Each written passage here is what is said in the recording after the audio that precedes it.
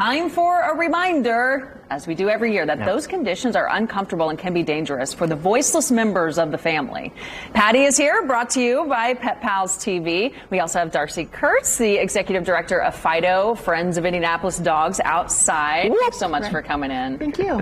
Yeah. Appreciate having you. And Stewie had his FaceTime, and now he's like, all right. Yeah, it's hot. I showed you my pretty face, and now I'm going to lay down because it is warming up.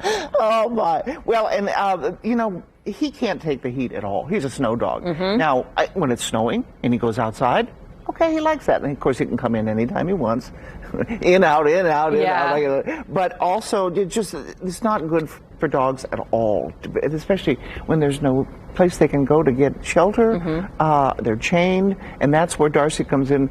Let me pat you on the back for what you do, because she goes out and she and her crew talk to people and try to educate, correct? Right, yeah. And especially with the temperatures predicted to be in the 90s this week, we're really trying to get the word out that dogs are miserable out there in this heat. And, you know, if they don't have just the basics like, you know, water and shade, even today when it's in the 80s, you know, it can be miserable and life-threatening. And then when temperatures reach 90 or above, there is a local ordinance that requires people bring their dogs inside a temperature-controlled building. And so we're just encouraging everybody to, you know, pay attention to the weather, pay attention to their dogs, and you know, take care of them. Do you find that there's a lot of, for lack of a better word, because it's not malicious necessarily, but ignorance? Yeah, I think there's a lot of people that just don't know. And especially in the summer, it seems like in the really cold winter weather, people have more empathy for their dogs outside, but they don't seem to worry about them as much in the extreme heat. And, you know, they can suffer just as much, and it can be as fatal as the extreme cold when it's this hot out. What do you do if you see a dog that's in distress?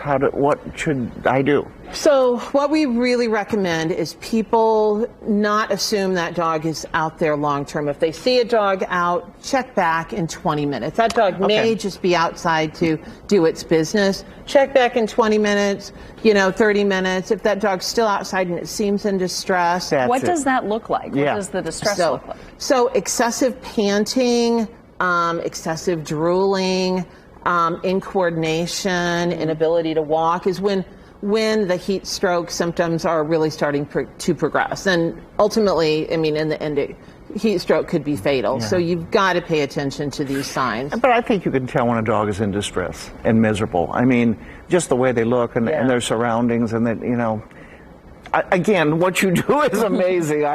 To help people and educate. Now, also remember, dogs are considered property, right? Right, they are, but there are still dog care and treatment ordinances in Marion County that people must adhere to. Thankfully. Yeah.